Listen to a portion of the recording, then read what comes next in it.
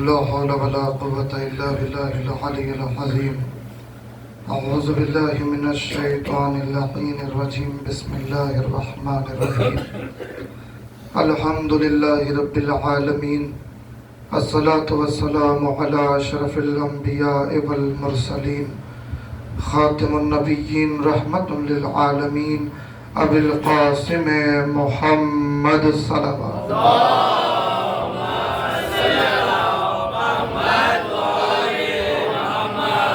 الصلاة والسلام على أهل بيته الطيبين الطاهرين المعصومين المظلومين ولعنة الله على أعدائهم أجمعين. أما بعد فقد قال الله سبحانه وتعالى في محكم كتابه الكريم وقوله الحق. بسم الله الرحمن الرحيم. قل لا أسألكم عليه أجرا إلا المودة في القربى.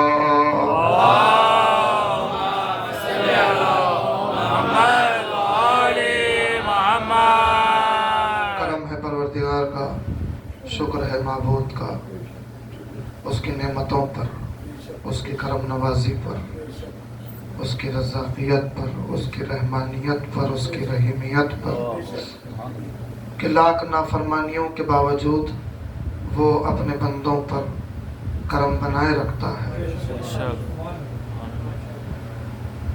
یہی حقیقت ہے کہ اس کی حقیقتوں تک یا اس کی عظمتوں تک انسان ادراک نہیں کر سکتا، نہیں پہنچ سکتا. ایک ہی ذریعہ ہے اپنے معبود کو جاننے کا، وہ ہے اس کے صفات، جس کے ذریعے سے اس کی معرفت ہو سکتی ہے. اور ہماری عبادتیں یقیناً اس کی بارگاہ میں قبول ہیں. اور عبادتوں کے لیے اگر آپ غور کریں تو دیکھیں کبھی بھی کسی کی عبادت کو دیکھ کر دھوکے میں نہیں آنا ہے. یہ جملہ کیسے ادا ہو؟ کسی کی عبادت کے ذریعے سے نہیں پرکھنا ہے. سبب جانتے ہیں. کافی میں امام نے عبادت کے باب میں جو اقوال بیان کیے ہیں ان میں سے ایک قول یہ ہے کہ امام نے فرمایا کہ عبادتیں 3 طریقے کی ہیں. عبادتیں 3 قسم کی ہیں، یعنی جتنی عبادتیں روئے زمین پر ہو رہی ہیں وہ ان 3 حالتوں سے خالی نہیں ہیں. ان 3 حالتوں میں عبادتیں ہو رہی ہیں. پوچھا گیا وہ کیا قسمیں ہیں، کون سی حالتیں ہیں؟ تو امام نے فرمایا ایک عبادت تاجروں والی عبادت ہے، بزنس والی عبادت ہے. ایک عبادت غلاموں والی عبادت ہے.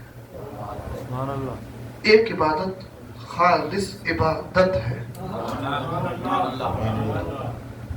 پوچھا گیا مولا یہ تاجروں والی عبادت کیا ہے، اور غلاموں والی عبادت کیا ہے، اور خالص عبادت کیا ہے؟ تو امام نے فرمایا جنت کی تمام میں، جنت کی لالچ میں عبادت تاجروں والی عبادت ہے. مطلب یہ کروں گا تو اتنا مل جائے گا، جنت میں چلا جاؤں گا، جنت میں چلا جاؤں گا. جنت ہی کے لیے عبادت کرنا یہ بزنس والی عبادت ہے. سبحان اللہ. کا تاجروں والی عبادت یہ ہوئی، غلاموں والی عبادت کا جہنم کے خوف سے عبادت کرنا یہ ہے غلاموں والی عبادت. اسی لیے امام نے ایک مومن کی زندگی کا جب پوچھا گیا کہ ایک مومن کی زندگی کس معیار کی ہوگی تو امام نے فرمایا امید اور خوف کے درمیان مومن کی زندگی ہوگی. ایک جملہ مولا کا بہت چھوٹا ہے عزیزان گرامی، مگر اس جملے کی حقیقت کو اگر کوئی پہنچ جائے تو اب اس حدیث کو، اس روایت کو آپ اٹیچ کر کے دیکھیں، یعنی وہ بے نیاز بھی نہیں ہو جاتا کہ مجھے تو کچھ ہوگا ہی نہیں، میں تو جہنم میں جاؤں گا ہی نہیں. ایسا بھی نہیں ہو جاتا کہ میرے لیے تو جنت ہی ہے، یا پوری زندگی خوف میں نہیں مر جاتا، درمیانی راہ، کبھی پروردگار سے مایوس نہیں ہوتا، اور مایوس ہونا کفر ہے،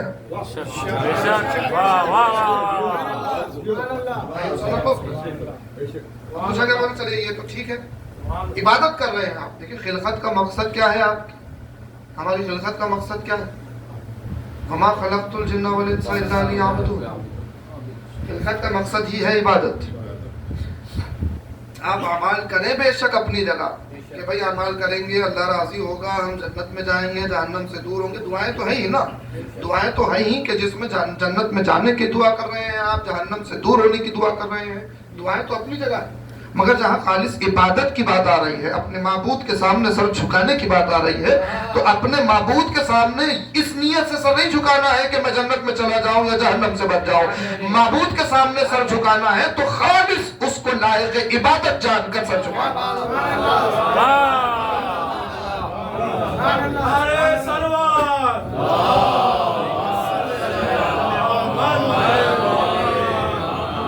ربنا آتنا فی الدنیا حسنۃ وفی الآخرۃ حسنۃ وقنا عذاب النار، یہ اپنی جگہ محفوظ ہے، ایسی اور دعائیں نہیں ہیں، اپنی جگہ محفوظ ہے جنان کرام، مگر جہاں اپنے معبود کی عبادت کی بات آئے گی تو اس عبادت کے لیے امام نے کہا خالص عبادت اللہ کو پسند ہے۔ اب جو دنیا میں عبادتیں ہو رہی ہیں ان تین حالتوں میں ملیں گی، کثرت ہے عبادت کی، بے شک کثرت ہے، مگر کوئی صرف جنت کی تمام عبادت کرتا ہوا ملے گا، کوئی جہنم کی خوف سے بچنے کے لیے عبادت کرتا ہوا ملے گا۔ انہوں نے کہا ایسی عبادت اللہ کو پسند نہیں ہے، اللہ کو خالص عبادت پسند ہے۔ پوچھا گیا مولا اللہ کی خالص عبادت کیسے؟ کہا اسے لائق عبادت جان کر اس کی معرفت کے ساتھ، معرفت کے بغیر کچھ نہیں ہے، یعنی آپ سجدہ کر رہے ہیں پتہ ہی نہیں ہے کہ کسے سجدہ کر رہے ہیں تو اس سجدے کا فائدہ کیا؟ آپ سر جھکا رہے ہیں پتہ ہی نہیں ہے کہ میں جس کے سامنے سر جھکا رہا ہوں اس کی شان کیا ہے، اس کی عظمت کیا ہے، پتہ ہی نہیں ہے تو پھر سجدے کا فائدہ کیا ہے، قیام کا فائدہ کیا ہے، رکوع کا فائدہ کیا ہے، تو سارا دن بھوکے رہنے کا فائدہ کیا ہے، جب پتہ ہی نہیں ہے لوگوں کو کہ کس کی عبادت کر رہے ہیں، تو دیکھیں ادھر ادھر سے شریعت لیں گے تو ایسا ہی ہوگا، مگر جو در باب علم سے وابستہ ہے اسے اپنی خلقت کا مقصد بھی معلوم ہے اور اسے اپنے معبود کی معرفت بھی حاصل ہوتی ہے، وہ سجدہ کرتا ہے تو ایسا ہی سجدہ نہیں کرتا، اسے معلوم ہے کہ وہ کسے سجدہ کر رہا ہے، معرفت کے ساتھ عبادت کر رہا ہے۔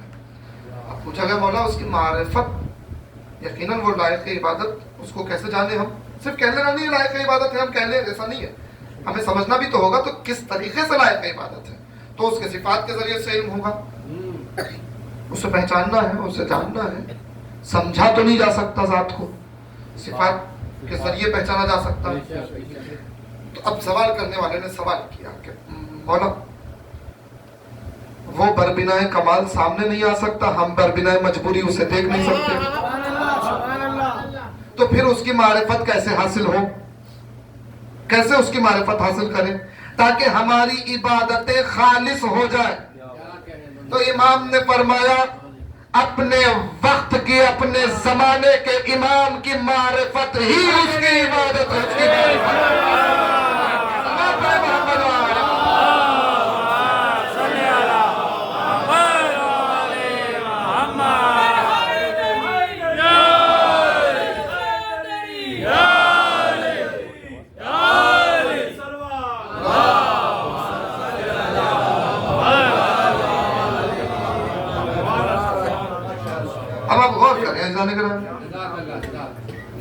کئی احادیث کی روشنی میں جملے کہتا ہوا آگے بڑھ رہا ہوں، کئی احادیث کی روشنی، مگر اب اتنا کہوں آپ غور کریں، منزل پہ مجھے آنا ہے اور انشاءاللہ وقت مقررہ میں مجھے اپنی بات سمیٹ لینی ہے۔ جب معرفت ہو تو امام کی ہو، تاکہ اس کی معرفت ہو. امام کی معرفت ہو تو سمجھ میں آئے کہ معبود کیا ہے. امام کی معرفت ہو تو سمجھ میں آئے کہ ہمارا خلق کرنے والا کون ہے, اس کی عظمت کیا ہے. اس کی معرفت. بہرحال اب یہ سلسلہ ہے, یہ زاویہ ہے عبادت. اب اس کے لیے علم کی ضرورت ہے. علم حاصل ہو. امام کی بھی اگر معرفت ہونا ہو, دیکھیں تسلسل ہے, امام کی معرفت کے بغیر معبود کی معرفت نہیں ہو سکتی, اور معبود کی معرفت کے بغیر سجدے نہیں, نماز نہیں. تو پھر کہاں سے علم حاصل ہو, کیسے علم حاصل ہو, کیا ذریعہ ہو علم حاصل کرنے کا؟ آپ کہیں گے کتابیں موجود ہیں. علم حاصل کرنے کا بہترین ذریعہ کتابیں ہیں, اور ماشاءاللہ آج تو PDF کا زمانہ چل رہا ہے. ہر زبان میں کتابیں ٹرانسلیٹ ہو رہی ہیں ماشاءاللہ سے. مگر ہر انسان 30% لوگ پڑھ سکتے ہیں, 70% لوگ نہیں پڑھ پاتے کتاب. حقیقت ہے نہیں پڑھ سکتے. کئی وجوہات ہو سکتی ہیں, کئی وجوہات. اس میں ایک روزمرہ کی زندگی, ذمہ داریاں, یا جاب ٹائمنگز ہے, کسی بھی لحاظ سے کاروباری معاملات ہیں کہ انسان کو وقت نہیں مل پا. وہ جستجو کر رہا ہے پڑھنے کی مگر نہیں پڑھ پا رہا, وقت نہیں مل رہا. تو یہ ہوگا نا.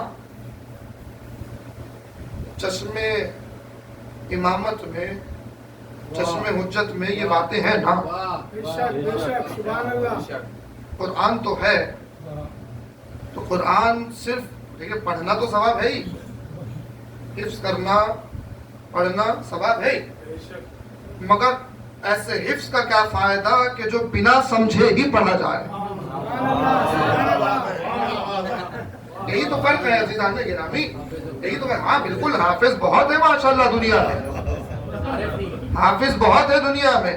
عارف کی بات تو بہت دور عزیزان گرامی. ہم اتنا کہتے ہیں کہ حافظ اور ہوتا ہے, محافظ اور ہوتا ہے.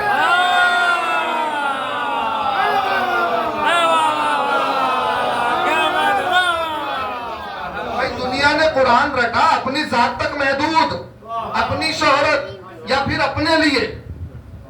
یہ محافظ نہیں ہے, یہ اپنی ذات تک حافظ ہوا.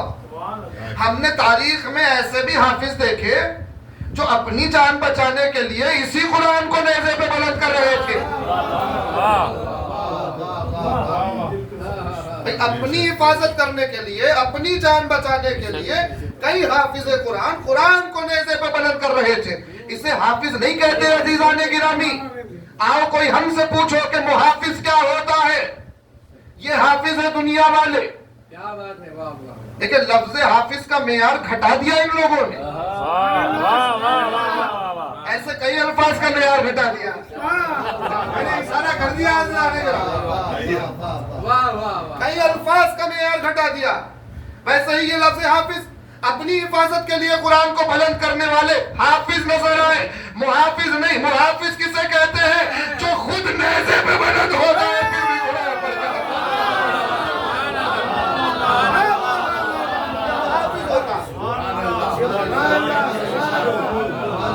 محافظ کہتے ہیں. یہ ہمارے پاس موجود ہے. اب قرآن موجود ہے علم کے لیے, مگر ہم سمجھے کیسے, پڑھیں کیسے؟ قرآن سب کچھ, ہر خوش کو تر کا علم قرآن میں موجود ہے. عجیب بات ہے, ہر خوش کو تر کا علم موجود ہے, مگر آج تک کوئی فقیہ, کوئی عالم, کوئی مرجع, کوئی آیت اللہ یا کوئی ملا, کوئی مولانا, بڑے سے بڑا علم رکھنے والا, کوئی خطیب, کوئی عالم یہ دعویٰ کرتا ہوا ملا. 1400 سال ہو گئے, کسی نے یہ دعویٰ کیا کہ مکمل قرآن میں جو کچھ ہے ہر کچھ کو تر کا علم ہم جان چکے ہیں. کوئی کرتا ہوا ملا؟ نہیں, ممکن ہی نہیں, کوئی کر ہی نہیں سکتا. بھائی جب ہر کچھ کو تر کا علم ہے نا اس میں, تو پھر دعویٰ کیوں نہیں ہو رہا؟ دعویٰ کیوں نہیں ہو رہا؟ اسی لیے نہیں ہو رہا ہے کہ اللہ نے رکھا تو ہر خوش کو تر کا علم اس میں, مگر ایسے زاویوں سے رکھا کہ سمجھنے کے لیے وارث کا محتاج بنا دیا. وارث کے بغیر نہیں سمجھا جا سکتا. ہے نا. تو اب یہ تسلسل ہے کہ بھائی علم کے ذریعے سمٹلی گفتگو میں علم جو کچھ ہے علم. قربت بھی آپ کو محبت قربت کیسے بڑھے گی؟ اقربا سے محبت واجب رکھی گئی. بے شک بے شک قربت آ گئی، مگر اس قربت میں اضافہ کیسے ہوگا؟ معرفت سے. معبود کی معرفت علم سے. عقل دی ہے اللہ نے، عقل کا جوہر ہی معرفت ہے، علم ہے. یہ کیسے ہوگا؟ تو عزیزان گرامی، انبیاء کے دور میں انبیاء تھے، امت کو جمع کرتے تھے، اعلان کرتے تھے، بتاتے تھے ہر چیز. ائمہ تھے، مگر قیامت تک کے ایک معاملہ طے کرنا تھا نا، قیامت تک کے. تو آئیے ایک انتظام ہوا. اب انتظام دیکھیں، معجزے کہیں ختم ہو گئے. نوح کا معجزہ ختم، عیسیٰ کا معجزہ ان کے ساتھ ختم ہو گیا. موسیٰ کا معجزہ ذکر باقی ہے، معجزہ ختم ہو گیا. ابراہیم کا معجزہ مقام موجود ہے، معجزہ ختم ہو گیا. انبیاء کے معجزے ختم ہو گئے. ہو گئے نا. ایک معجزہ ہے جو باقی ہے، ہمارے رسول کا. ہمارے رسول کا معجزہ باقی ہے، جسے قرآن کہا جاتا ہے. قرآن باقی ہے نا. مگر ایک اور معجزہ ہے جو باقی ہے. رسول کا معجزہ باقی ہے قرآن، اور چاہے آپ کو قرآن ناطق کہیں یا صامت کہیں، دونوں باقی ہیں. مگر اس قرآن کو سمجھنے کے لیے ایک پلیٹ فارم چاہیے. انبیاء کی معرفت کے لیے ایک پلیٹ فارم چاہیے، اور وہ پلیٹ فارم بھی انسانوں کا بنایا ہوا نہ ہو. انسانوں کا بنایا ہوا نہ ہو، ایک ایسی ہستی کا بنایا ہوا ہو کہ جو خود معجز نما ہو. تو اب یہ ذمہ داری اٹھائی کس نے کہ معبود کی معرفت ہو؟ یہ ذمہ داری اٹھائی کس نے کہ تمام انبیاء کو زندہ رکھنا ہے؟ تو کیسے زندہ رکھنا ہے بھائی؟ تمام لوگوں تک انبیاء کی معرفت، آدم کی معرفت، عیسیٰ کی معرفت، موسیٰ کی معرفت، یعقوب کی معرفت، یوسف کی معرفت، تمام قرآن کی آیتوں کا ذکر مسلسل بار بار، تمام ائمہ کا ذکر بار بار، اسلام کی حقیقتوں کا آشکار ہوتے رہے، کربلا زندہ رہے. تو یہ ذمہ داری اٹھائی کس نے؟ تو ہر کوئی ایرا غیرا نہیں اٹھا سکتا تھا یہ ذمہ داری. یہ ذمہ داری اٹھانے والا بھی کوئی معجز نما چاہیے تھا. تو قدرت نے اہتمام کیا. کس کا اہتمام کیا؟ جس کو محمد نے آغوش میں اٹھا کے کہا یہ خدیجہ کی یادگار ہے اور علی کی زینت ہے جو دنیا سے پیدا ہے.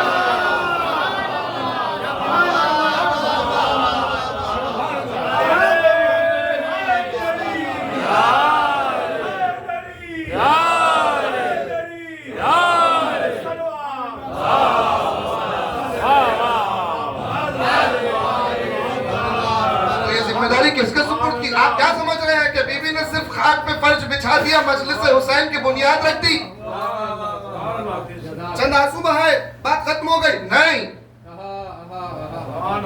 عزیزان گرامی، اس شام کے فرش نے پوری دنیا کو فرش اعظم بنا دیا.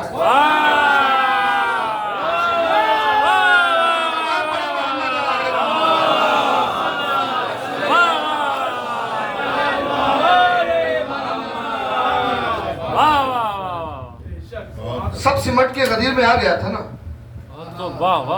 زینب نے، شہزادی نے کائنات کی ہر جملہ کر رہا، کائنات کی ہر حقیقت کو، ہر حقیقت میں بہت چیزیں ہیں، چاہے موسیٰ کی حقیقت ہو، عیسیٰ کی حقیقت ہو، یعقوب کی حقیقت ہو، یوسف کی حقیقت ہو، انبیاء کی حقیقت ہو، کائنات کے سردار کی حقیقت ہو، سلطان انبیاء کی حقیقت ہو، تمام ائمہ کی حقیقتیں ہو، کوثر کی حقیقت ہو یا توحید کی حقیقت ہو، تمام حقیقتوں کو سمٹ کر فرش عزائے حسین میں لا دیا ہے شہزادی.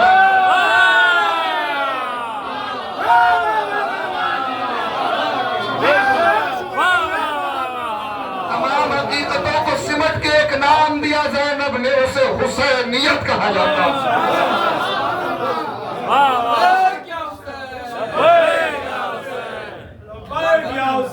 لبیک یا حسین لبیک یا حسین لبیک یا حسین نعرہ سلوات اب غور کریں معجزے تمام ختم ہو گئے نا. آج دنیا میں یا نبی کا معجزہ باقی ہے یا نبی کی نواسطی کا معجزہ باقی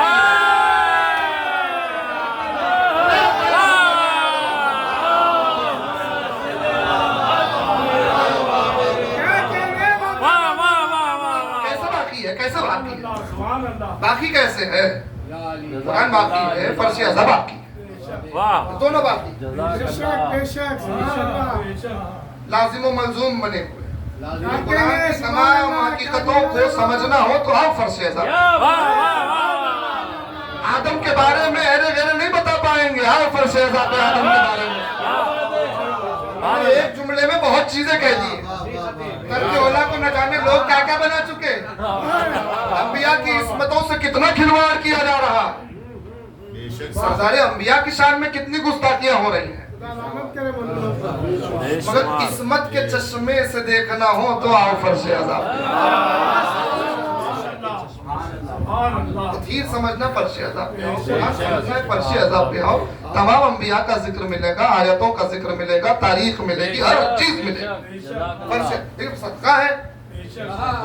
کتنا بڑا صدقہ ہے فرش ازا کا جانتے ہیں آپ؟ اللہ اکبر. کئی حدیثیں، کئی آیتیں لوگ رٹے ہوئے ہیں، معلوم نہیں ہے ان آیتوں کا مطلب کیا. فرش ازا کا صدقہ یہ ہے کہ یہاں خطیب نے، عالم نے آیت شروع کی، وہاں ایک نونہال نے ترجمہ شروع کر دیا. یہ فرش ازا کا صدقہ ہے علی لانے کے. شہزادی کا بنایا ہوا مدرسہ ہے فرش ازا. شہزادی کا دیا ہوا مدرسہ ہے فرش ازا. تمام حقیقتوں کو سمٹ لیا بی بی نے. کیسے باقی ہے بھائی؟ وراثت کیسے باقی رہتی ہے؟ میرا گھر ہے، میں مر گیا، میرے گھر پہ قبضہ ہو رہا ہے، میرا گھر توڑا جا رہا ہے، میرا گھر توڑا جا رہا ہے. آزو بازو والے پکارا کریں گے، آواز اٹھائیں گے، بچا نہیں سکے گا کوئی. بچانے کے لیے وارث ہونا چاہیے.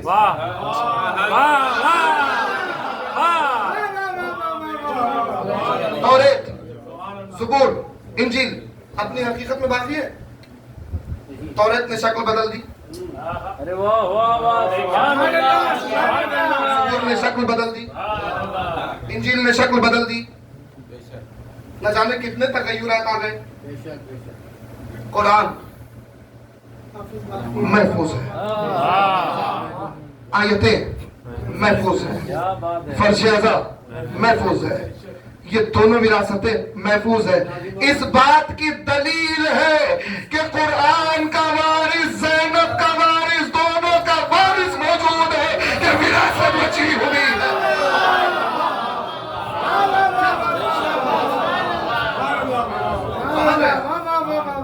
تو یہ شہزادی زینب کا دیا ہوا دربار ہے. شہزادی زینب کا سجایا ہوا، عطا کیا ہوا دربار. کس کا؟ عالمہ غیر معلمہ. عالمہ غیر معلمہ. انسان کی اوقات قرآن نے بتائی کہ تم جب پیدا ہوئے تو جاہل پیدا ہوئے. تم کو جانتے نہیں تھے، تمہیں پتہ ہی نہیں تھا، تم صرف رونا جانتے تھے. وہ تو تمہاری ماں کا کرم ہے کہ تمہارے رونے کو سمجھتی تھی کہ کیوں رو رہا ہے. یا درد سے رو رہا ہے، یا بھوک سے رو رہا ہے، یا نیند کے لیے رو رہا ہے. یہ بے زبانی کی زبان صرف ماں سمجھ سکتی تھی. جاہل پیدا کیا گیا، جاہل، کچھ نہیں جانتے تھے، کچھ نہیں. یہ انسان کی حیثیت ہے. 1,24,000 نہیں، 14 معصوم نہیں. شہزادی ثانی زہرا بی بی زینب، چوتھے امام حجت پروردگار کہہ رہے ہیں کہ میری پھوپھی عالمہ غیر معلمہ ہے. بھئی عالمہ کہہ دیتے ہو جاتی بات. عالمہ کہہ دیتے بات ہو جاتی. میری پھوپھی عالمہ، امام کی زبان سے نکلا عالمہ، بات ختم ہو جاتی. نہیں، کسی کے سامنے دو زانو ہو کے بیٹھ کے شاگرد بن کے علم حاصل کرنے سے عالم ہونا اور ہے.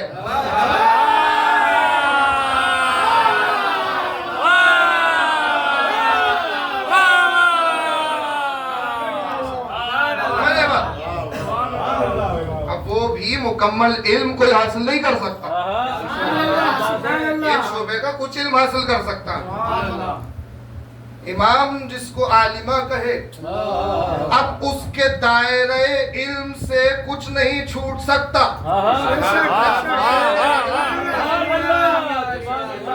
اس کے علم کا دائرہ کتنا وسیع ہوگا یہ امام ہی جانتے ہیں. جسے امام عالمہ کہے, اب کوئی کہے نا کہ بھئی عالمہ ہیں ہی, شہزادی عالمہ ہے, کیوں نہ ہوگی عالمہ, نانا شہر علم ہے, بابا در علم ہے, تو خود عالمہ ہوگی نا. باب مدینۃ العلم کی بیٹی ہے, شہر مدینۃ العلم کی نواسی ہے. امام نے کہا نہیں نہیں, باب مدینۃ العلم کی بیٹی ضرور ہے, شہر علم کی نواسی ضرور ہے, مگر نہ باب مدینۃ العلم سے علم لے رہی ہے, نہ شہر علم سے علم لے رہی ہے, بلکہ عالمہ غیر معلمہ بن کے یہ وہ ہے جسے علم اللہ نے عطا کیا.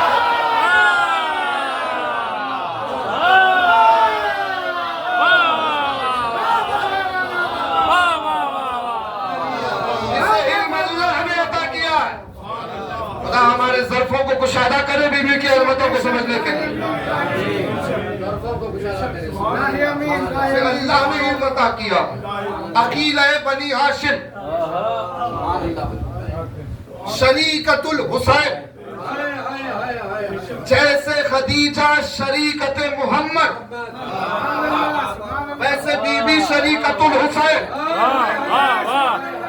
نہیں کہا جیسے بی بی کی ولادت ہوئی گود میں اٹھایا رسول اللہ نے, ایک جملہ کہا اللہ اکبر, شہزادی زینب کا دیدار کر کے رسالت مراد کہہ رہے ہیں, میں نے خطے کی صورت میں ڈالا ہے. علی و فاطمہ زہرا کی ورثہ آئی, بخار دین بچانے کو باوقار آئی, اٹھا کے گود میں زینب کو مصطفیٰ نے کہا جہاں میں آج خدیجہ کی یادگار آئی.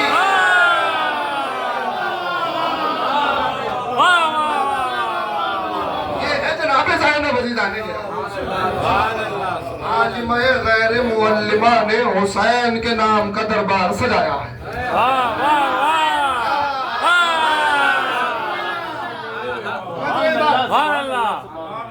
میں کس منزل پر لے جانا چاہتا شکر ہے ماں باپ کا, انگلی تھام کے لے آئے, بٹھا دیا فرش عذاب میں. میں نے ایک جگہ پڑھا تھا, 1 منٹ دیجئے گا تاکہ پڑھ دوں بات. دیکھیں پہلے یہ ہوتا تھا کہ ہمارے بچپن تک بھی ہم اپنے بابا کے ساتھ جب مجلس میں آتے تھے اور بچپن کے تقاضے سے اگر ہم شرارت کرتے تھے, فرش عذاب پر شرارت تھی جب تو موبائل کہاں تھا بھی, اب تو اینڈرائڈ چل رہا ہے, گیمنگ چل رہی ہے, فرش عذاب میں شرارت کرتے تھے. اور اگر کوئی دوسرا مومن ہم کو ڈانٹتا تھا, خاموش بیٹھو, سیدھے بیٹھو, کیا کر رہے ہو, فرش عذاب, ڈانٹتا تھا.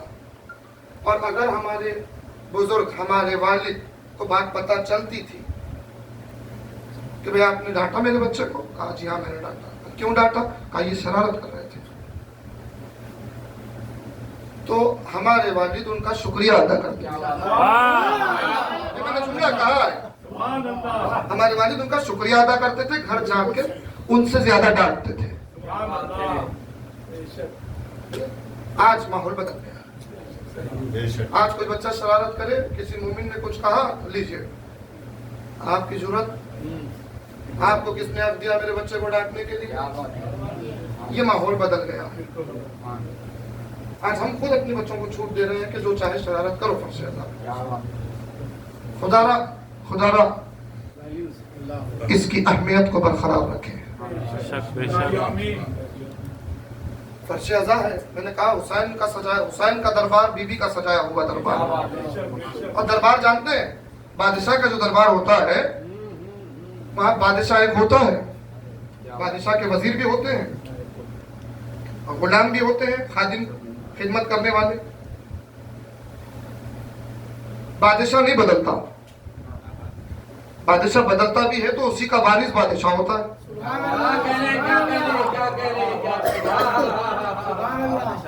خادم بدلتے ہیں, کسی بھی لحاظ سے خادم بدلتے ہیں. بھائی خدمت گزار خدمت کرتا رہا, کسی بھی معاملے میں چلے دنیا سے گزر گیا, دوسرا خادم آتا ہے. اور بادشاہ کی چلتی ہے, خادم کی نہیں چلتی. خادم کی اجارہ داری نہیں, وہ خدمت کرتا ہے, اپنا حق ادا کرتا ہے. تو بی بی کا سجایا ہوا جو دربار ہے, حسینیت کا دربار, جسے مجلس حسین کہا جاتا ہے, اس دربار کا دربار حسین کا سجایا ہوا زینب کا موجودہ حاکم وقت کا امام. ہم خادم ہیں. کل کوئی اور خدمت کرتا تھا, آج ہم کر رہے ہیں, کل کوئی اور کرے گا. خدا ہمیں محفوظ رکھے کہ کہیں ہم اسے اپنی اجارہ داری نہ سمجھے.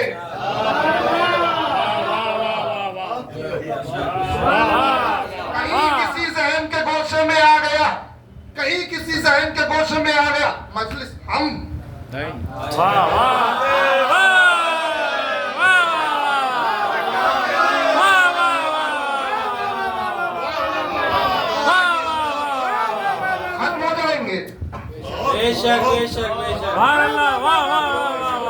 یہ آواز دینے والا وہ, یہ عقل دینے والا وہ, یہ دل دینے والا وہ, یہ توفیق دینے والا وہ آواز نہیں لیتا واپس. آواز دی ہے نا, آواز نہیں لیتا واپس, اثر لے لیتا ہے.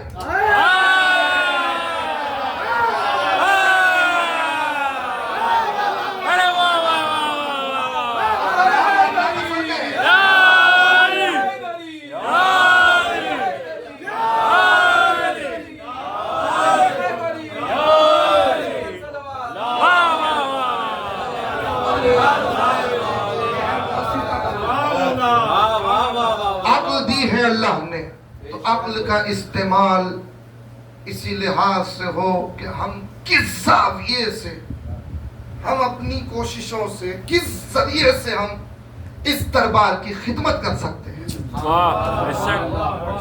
بہتر سے اور کیا بہتر کر سکتے ہیں, اچھے سے اور کیا اچھا کر سکتے ہیں. یہ فکر اگر ہماری ہو جائے تو یقیناً بی بی کے سجائے ہوئے دربار کے خادم شمار ہو کے اٹھے. بس اتنا ہی ہے کہ شہزادی روز محشر اپنے اس دربار کا خادم شمار کر لے. میں نے اشارہ کر دیا, تفصیل میں جانا نہیں. ماحول بچانا, ماحول برقرار رکھنا ہمارا کام. بی بی کا سجایا ہوا عالمہ ہے, غیر معلمہ ہے بی بی. میں ابھی تفصیلات میں نہیں جا سکتا, وقت ہو چلا میرا, مگر ایک بات, کئی باتیں رہ گئی انشاءاللہ, مگر اب ایک بات پہنچانا چاہتا ہوں, سن لیجئے. عالمہ غیر معلمہ بی بی جناب جعفر طیار علیہ السلام آئے, بہت چاہتے تھے دونوں بھتیجیوں کو, جناب زینب جناب ام کلثوم, دونوں سے بہت محبت تھی حضور کو, حضرت کو. سکینہ بی بی, حضرت عباس, چچا بھتیجی, یہ تو بعد میں ذکر ہوا جو شہرہ آفاق ہوا. مثال اس سے بڑی نہیں, مگر اس سے پہلے جیسے امام حسین سید الشہداء, امام حسین سے پہلے سید الشہداء حضرت حمزہ, ویسے ہی یہ چچا بھتیجی کا جو ذکر ہے, اس سے پہلے اس گھرانے میں چچا اور بھتیجی کا ذکر ملا. چچا اور بھتیجے کا ذکر موجود تھا, جناب ابو طالب رسول اللہ. چچا اور بھتیجی کا ذکر ہے تو جناب جعفر طیار, جناب ام کلثوم, جناب زینب. بہت چاہتے تھے اپنی بھتیجیوں کو. پھر بعد میں یہ دونوں بھتیجیاں انہی کی بہویں ہوئی ہیں, انہی کے بیٹے بیویوں کے سرتاج ہوئے. جناب جعفر طیار تجارتی قافلے لے جاتے تھے, دور دور تجارت کی قافلے لے جاتے تھے, کاروبار تھا. اور جب جاتے تھے, جانے سے پہلے بی بی کی زیارت کر کے جاتے تھے. نکلنے سے پہلے ثانیہ زہرا بی بی کی زیارت کر کے جاتے تھے. اب ایک معاملہ طے ہوا کہ انہیں قافلہ لے کے جانا تھا شام، زیارت کے لیے آئے، اپنی بھتیجیوں سے ملاقات کی، جناب زینب سے سوال کیا کہ میری بچی میں شام جا رہا ہوں قافلہ لے کے، آپ کی کوئی خواہش ہے کہ پوری کروں؟ تو جناب زینب نے دیکھیں عالمہ غیر معلمہ، جناب بچپن ہے، کم سنی ہے، جناب زینب نے کہا چچا جان ہماری 2 خواہشیں ہیں، پوری کر دیجیے گا۔ کہا بی بی کیا چاہتی ہو؟ کہا سب سے پہلے تو ہمارے نام پہ شام میں زمین خریدیے۔ جناب جعفر طیار نے کہا بی بی مدینے کی جس زمین کی طرف اشارہ کر دو تمہارے نام کرا دو، شام تو بہت دور ہے۔ دیکھیں یہ جذبات ہوتے ہیں، یہ احساسات ہوتے ہیں، میں نے ابھی مسائل شروع نہیں کیے، مجھے کہیں اور جانا ہے مسائل میں تو ایک بات پہنچانا چاہتا ہوں، سنیے نا۔ کہا شام تو بہت دور ہے بی بی، وہاں کیوں؟ بی بی نے کہا چچا کبھی زندگی میں جانا پڑے اور رکنا پڑے، قیام کرنا پڑے، میں نہیں چاہتی کہ میں کسی اور کی زمین پر۔ ٹھیک ہے بیٹا تمہارے نام پہ زمین، اور کیا خواہش ہے؟ کہا چچا وہاں سے ہمارے لیے ایک کنیز لے کے آئے، ایک کنیز ہمارے لیے لے آئے، اس میں ایک خاصیت ہونی چاہیے۔ کہا کیا خاصیت ہونی چاہیے؟ کہا وہ پورے شام سے واقف ہونی چاہیے، شام کی گلیوں سے، شام کے بازاروں سے واقف ہونی چاہیے۔ جناب جعفر طیار چل قافلہ لے کے تجارت مکمل ہوئی، جس دوست کے یہاں رکے تھے اب اس دوست سے کہا کہ بھائی ایک مسئلہ درپیش ہے۔ کہا کیا؟ کہا ہماری بھتیجی نے خواہش کی ہمیں زمین چاہیے۔ تو اس دوست نے کہا جعفر اتفاق ہے، تم نے خواہش ظاہر کی اور آج ایک زمین کی نیلامی ہو رہی ہے، بہت اچھی زمین ہے، دیکھنا چاہتے ہو چلو دیکھ لو۔ جعفر چلے، زمین دیکھی، بہت پسند آئی زمین، اور جہاں نیلامی ہو رہی تھی وہاں آ گئے۔ اب لوگ بولی لگا رہے تھے 4000 دلو، 5000 دلو، 6000 دلو، ایسا چل رہا تھا معاملہ۔ جناب جعفر طیار نے آواز بلند کی، ابو طالب کا بیٹا ہے، 60,000 درہم۔ سب پریشان، لیکن 4 5 6 ہزار کی بات ہو رہی تھی، انہوں نے ڈائریکٹ 60,000۔ اب تو معاملہ ہی نہیں تھا، کوئی مقابلہ ہی نہیں سکتا تھا۔ زمین آ گئی، انہوں نے خرید۔ اب کئی لوگ ہنسنے لگے، کیا واپس جاتے ہوئے ان کے دوست نے کہا کہ جعفر تمہاری تجارت کی تو مثالیں دیتے ہیں لوگ، کئی بزنس میں تمہارے طریقے کی مثالیں دیتے ہیں، آج ہی کیا کیا؟ اتنی سستی زمین اتنی مہنگی خریدی؟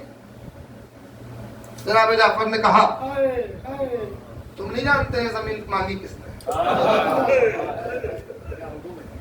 تم نہیں جانتے۔ جعفر یہ چاہتا ہے، جملہ ہے، جعفر یہ چاہتا ہے کہ ایک وقت آئے گا ہمیں جس سے زمین جس نے ہم سے مانگی ہے اس کا بھائی ہمارا شہزادہ ایک زمین خریدے گا۔ میں نہیں چاہتا کہ بہن کی زمین بھائی کی زمین کی قیمت میں فرق ہو جائے۔ اچھی بات، میں نہیں چاہتا کہ دونوں کی زمینوں میں فرق ہو۔ اس کے بعد دوسری خواہش آئی کہ ہمیں کنیز چاہیے۔ اس نے کہا ہاتھ جوڑ کے یہ بھی مشیت ہے، ہاں میری بیٹی نہ پڑھتی ہے نہ لکھتی ہے، دن بھر شام کی گلیوں میں پھرا کرتی ہے، شام کے بازاروں میں پھرا کرتی ہے، بڑی کم سن ہے۔ اب اس سے بڑی کیا بات ہوگی کہ علی و زہرا کے گھرانے میں کنیزی میں جائیں اور پرورش پائے۔ آپ لے جائیں میری بیٹی کو، اپنی بھتیجی کی کنیز بنا۔ اللہ اکبر۔ عزیزان گرامی، ابھی تو شہزادی کے اختیارات کا اظہار نہیں ہوا، ورنہ سوچئے گا کہ بی بی نے تو اختیارات دکھائے نہیں ہیں، ایک دو مقام پہ ہلکی سی جھلک اختیار کی ملے گی شہزادی کی، صبر کرتی رہی ہیں. ایسی 7 سے 8 کنیزیں تھیں جب بی بی آئی تھی قیدی بن کے، جو پورے شام سے واقف تھیں. ابھی میں شام کے بارے میں، شام کے مسائل پڑھنا نہیں چاہتا، مگر اشارہ کر رہا ہوں. اور جو زمین آج بی بی کا روضہ جو کہا گیا، یہ وہی زمین ہے جو جناب جعفر طیار نے خریدی. بی بی اپنے مقام پہ دفن، اپنی زمین پہ دفن، جیسے حسین اپنی زمین پہ دفن. اللہ بظاہر بات کر رہا ہوں، اللہ تو کائنات ان کی ملکیت ہے، مگر یہ تمام ملکیت ظاہر کب ہوگی؟ جب عدل الہی قائم ہوگا. بہرحال عزیزان، اب شہزادی یہ انتظامات کرتی رہی. اور ثانیہ زہرا کہا بی بی کو، ثانیہ زہرا شہزادی ہر لحاظ سے تھی. آپ اگر غور کریں، بیٹی کا رشتہ جناب زہرا مثال موجود ہے، باپ اور بیٹی. غور کیجئے گا، ماں کا رشتہ جناب زہرا، زوجہ کا رشتہ جناب زہرا. ایک رشتہ ہے جو جناب زہرا سے بچا ہوا تھا، بھائی اور بہن کا رشتہ. اس رشتے کی اہمیت کو جناب زہرا کی نیابت میں مکمل کیا ثانیہ زہرا. اس کی اہمیت کو مکمل کیا اپنے بھائی کے لیے. یعنی بی بی نے سانس بھی لی تو اپنے بھائی کے لیے. اللہ اکبر. ایام بڑھتے گئے، وقت آ گیا وعدے پورے ہونے کا. حسین مدینے سے جانے لگے. شہزادی زینب آئی، کہا ماں جائے، میرے لیے کیا حکم ہے؟ کہا شہزادی ماں جائی، عبداللہ سے اجازت لے لے، شوہر ہے آپ کے، سرتاج ہے آپ کے، اگر وہ کہیں کہ جائیں تو آپ چلیں، حجت خدا ہے. جیسے ہی جملہ کہا، شہزادی اپنے گھر آئی، زمین پہ بیٹھ کے رونے لگی. جناب عبداللہ نے دیکھا، کہا بی بی کیا بات ہے، رو رہی ہیں؟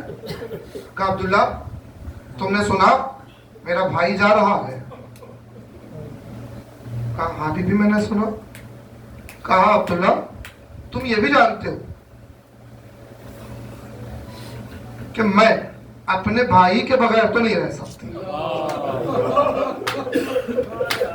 کوئی ایک دن اس کے دیدار کے بغیر میں نہیں رہ سکتی.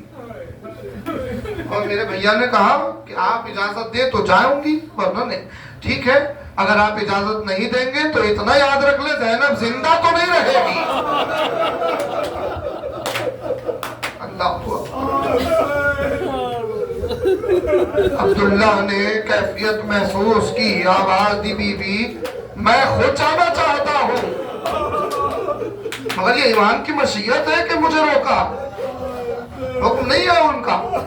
آپ کے بچوں کو لے محمد، کبھی ایسا وقت آ جائے امام پہ ایک کو میری طرف سے ایک کو اپنی طرف سے قربان کر دے. بس میں نے سمٹ لی گفتگو عزیزان گرامی. یہ دو بیٹے ہیں نا، صرف 56 برس کی عمر ہے کربلا میں شہزادی کی، ہمیں پیش 56 برس کی عمر ہے. کئی لوگوں کے لیے میری بات نہیں لگے گی، مگر یاد رکھیں کہ یہ صرف 2 بیٹے نہیں تھے شہزادی زینب کے. صرف آن محمد دنیا جانتی ہے صرف آن محمد تھے نہیں، آن محمد کربلا میں ہونے کی وجہ سے صرف آن محمد کا ذکر ہے.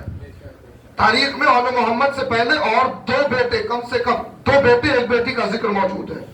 اور سب سے بڑا بیٹا بی بی کا علی زینبی، علی بن عبداللہ. آج تو انٹرنیٹ کا زمانہ ہے، ایران میں ایک شہر ہے اوزابر، بہت کم لوگوں کو معلوم ہے، کاشان وغیرہ کے آگے ایک شہر ہے چھوٹا سا اوزابر میں جناب علی زینبی، علی بن عبداللہ کا روضہ بھی موجود ہے. آپ سرچ کر کے دیکھ لیں، پتہ چل جائے گا. علی زینبی کہا جاتا ہے، بی بی کا بڑا بیٹا. دوسرا بیٹا جعفر، یہ سننے میں آیا ہے کہ ان کا روضہ ایجپٹ میں ہے. یہ لوگ تجارتی قافلہ لے گئے تھے، باہر کئی معاملات تھے جو کربلا میں نہیں آ سکے. امام نے یا یہ کہے کہ مشیت تھی کہ امام نے جن کے نام لکھے تھے وہی کربلا میں آئے. بعد میں انہوں نے اپنی زندگی کا مقصد اپنی والدہ کا مشن بنایا اور پھر ہجرت کر کے بڑھتے رہے. کوئی کہیں شہید ہوا, کوئی کہیں شہید ہوا. ایک بیٹی کا ذکر ملا دونوں کے بعد, ان دونوں کے بعد اور محمد. کم سے کم 5 اولاد کا ذکر تاریخ میں محفوظ ہے. عزیزان کرام, ہم تجمیعی روایات پہ اکتفا کرتے ہیں اس لیے ہمیں نہیں معلوم, ہمیں تحقیقی روایات کی طرف بھی آگے بڑھنا ہوگا. بہرحال دونوں شہزادوں کو لے کے مدینے سے آ گئی شہزادی. میں نے قربت کی آیت پڑھی ہے, اقربا سے مودت کی آیت پڑھی ہے. آپ غور کیجئے کہ کائنات کی سب سے عظیم مثال شہزادی بن کے ابھری ہے. وقت کے امام سے قربت کیسی ہو یہ شہزادی نے بتایا ہے. ورنہ ثانیہ زہرا ہے, ثانیہ زہرا. شہزادگان آن محمد کی فضیلت اللہ اکبر. عالمہ غیر معلمہ کے بیٹے ہیں. سبحان اللہ, سبحان اللہ. کربلا نے نیمچوں کا زور دیکھا. نیمچوں کے ذریعے حیدر و جعفر کی یاد دلائے شہزادوں نے اور پھر وعدہ نبھایا. آخری سانسیں ہیں, عباس ہیں, حسین ہیں, سوال کر رہے ہیں کہ بچوں تحمل کرو کہ ماں سے ملاقات کرائیں. زخمی بدن, پیاس کی شدت. بچے کہہ رہے ہیں مامو جان پہلے ایک سوال کا جواب دے. کیا جواب چاہیے؟ کہیں ہمارے رخ دریا کی طرف تو نہیں ہے؟ کہا میرے لال یہ کیسا سوال ہے؟ کہا جب خیمے سے نکلے تھے اللہ نے علی اصغر کے جھولے کی طرف بتا کے کہا تھا کہ دیکھو چھوٹا بھائی پیاسا ہے, جلدی میں جانا نہر کی طرف, ہمیں وعدہ کیا مر جائیں گے, اصغر کی پیاس کو گیا. بیوی کسی رنگ میں نہ بلائے سوائے ہمیں آل محمد. کیا نسبت ہے؟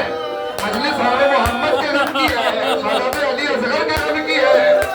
وہ دیکھیں بچوں نے نہر کی طرف دیکھا بھی نہیں, وعدہ کیا, اصغر کو پیاسا دیکھا جھولے میں.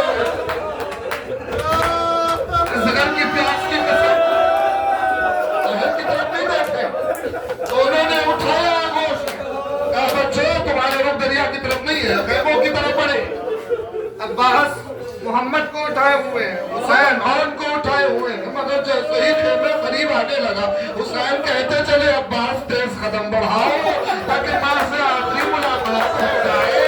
مگر جیسے ہی خیمہ قریب آیا ایک مرتبہ عباس کے قدم رکے, سب کم ہو گیا. حسین نے پوچھا عباس کیوں رکے؟ محمد کا دم ٹوٹ گیا. حسین نے کہا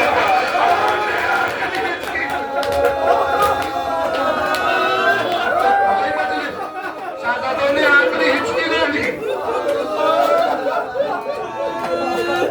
یہاں روک کے کہوں خدا جانے کہ عباس نے کس دل سے بیویوں کے درمیان محمد کے لاشوں کو لٹایا ہوگا. حسین نے ان کے لاشوں کو لٹایا ہوگا. دو لاشیں ہیں مائی. اب یہاں جو کیا ہوا آپ جانتے ہیں, ہمیشہ ذکر سنا ہوا آپ نے کہ بی بی نے سجدہ کیا, بی بی کبھی روئی نہیں, کبھی غور کیا ارے ثانیہ زہرا ہے. ایک ماں جو ہوتی ہے, ماں اپنے بچے پر زخم بھی گوارا نہیں کرتی. اپنی اولاد کے جسم پہ زخم آ جائے تو ماں کا کلیجہ ہونے لگتا ہے. ماں ہے, ارے زخم تو دور کی بات, اولاد کی آنکھوں میں آنسو ماں کو گوارا نہیں ہے. یہ ماں کون؟ ثانیہ زہرا. بیٹوں کی دونوں بیٹوں کی لاشیں ابرو کٹے ہوئے, سارا زخمی, سارا بدن.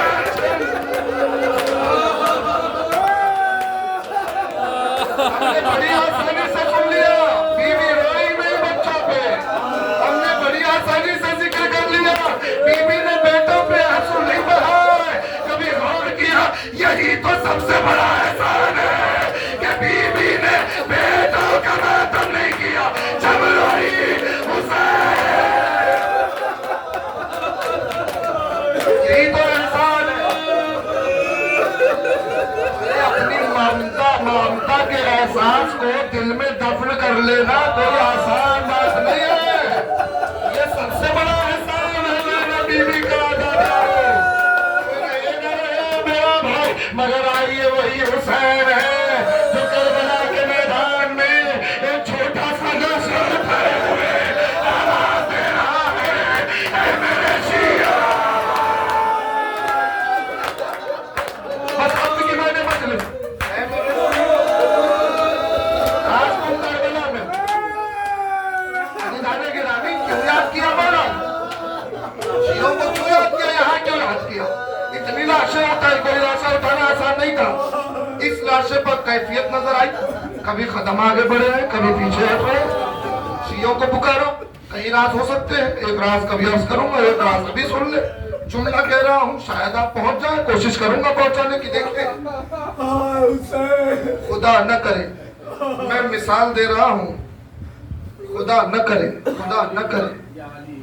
کہ کوئی شریف انسان, خدا نہ کرے کہ کبھی کسی شریف انسان کو کسی ذلیل کے سامنے ہاتھ پھیلانا پڑے.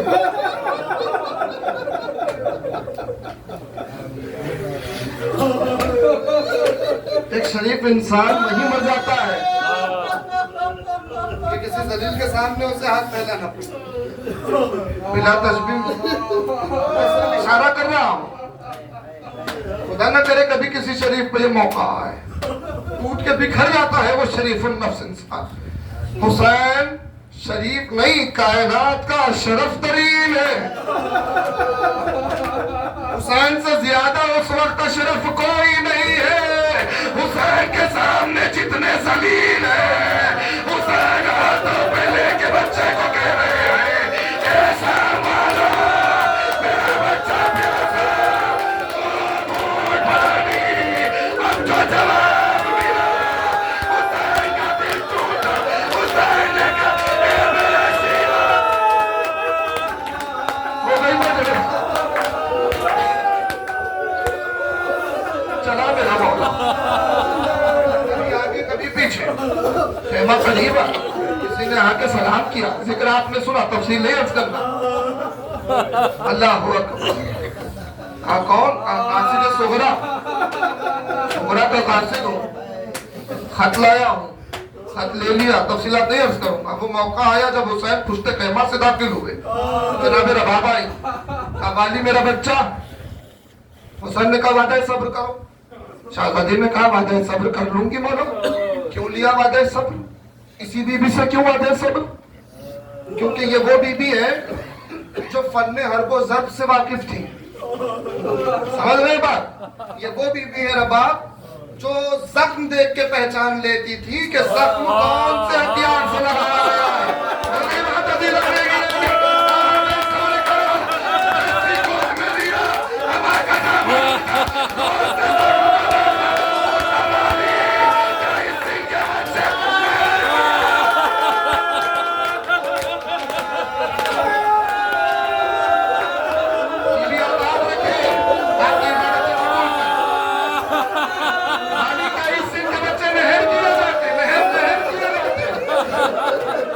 نہر کی تشریح اب نہیں کرنا ہے.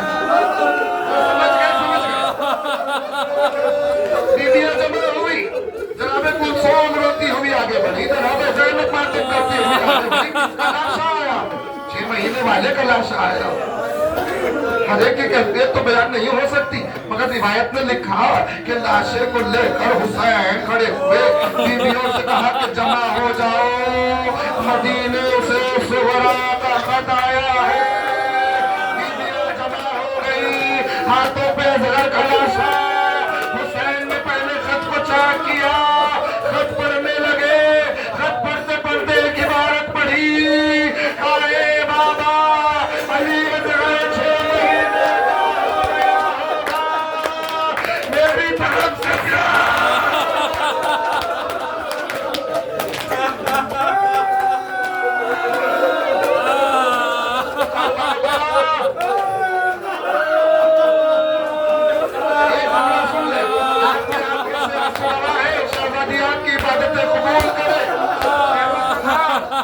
बाबा बड़ा अरमान था कि असगर मुझ लिए चलता हुआ मुझे ढूंढे, मैं दौड़ के उसे आगोश में उठा लूं।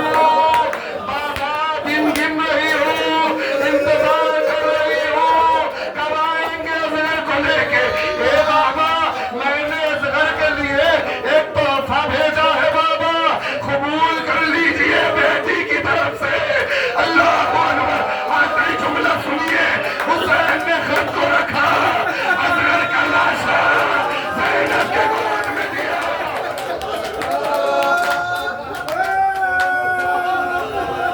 सुबह ने जिस तोहफे का जिक्र किया उस तोहफे को उठाया, चौक किया, अब जो तोहफा निकाल के बताया दिल दहल गया। बीवियों ने देखा असगर के लिए सुगरा ने अपने हाथों से सी के छोटा छोटा फसलों का कुर्ता बांधा।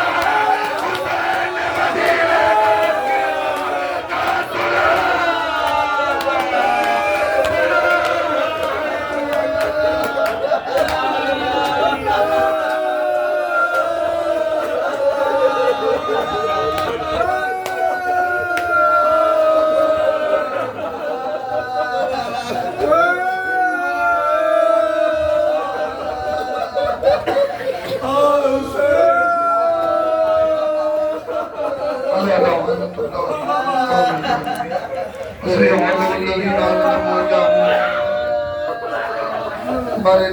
मोहम्मद वाले मोहम्मद का इस इबादत को कबूल। कोई हम न दे सिवाय गम आले मोहम्मद के कायनात में जहाँ जहाँ मोमिन बसते हैं सबकी जान माल इज्जत आबरू ईमान का तहफ़्फ़ुज़ फरमाए। मोहम्मद वाले मोहम्मद के दुश्मनों को नीस्त व नाबूद फरमाए। मुंतक़िम करबला इमाम ज़माना के ज़ुहूर में ताजील, हम सबको हज़रत के नासिरों में शुमार फरमाए। हमारे मरहूमीन के दर्जात को बुलंद फरमाए। जिन मरहूमीन के लिए मजलिस रखी गई है मजलिस का सवाब उनकी अरवाह से महसूस हो। आप हज़रात से मारूज़ा है एक मरतबा सूरह अलहम्द, 3 मरतबा सूरह इखलास की तिलावत फरमा कर मीर हैदर अली रज़वी मरहूम, चांदनी बेगम मरहूमा, मीर ज़ाहिद अली मरहूम, अशरफुन्निसा बेगम मरहूमा, हैदर अली खान साकिब मरहूम और जुमला मरहूम।